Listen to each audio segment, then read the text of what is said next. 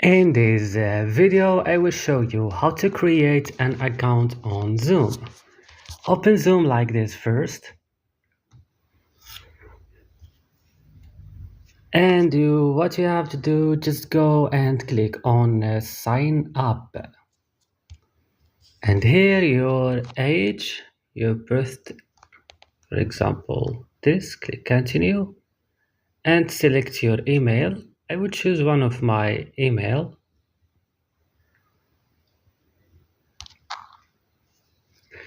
I will just write it here. And right now I will click continue.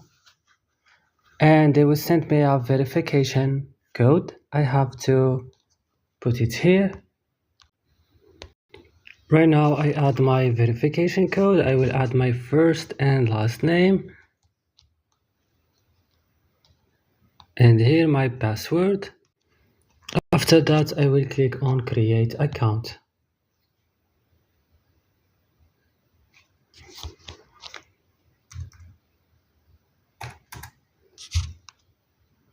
Right now it takes me to this page. I will click just not now. I will skip all this. My display name, click continue. Click not now, get started. And right now you create an account on Zoom. Don't forget to like and subscribe, and bye.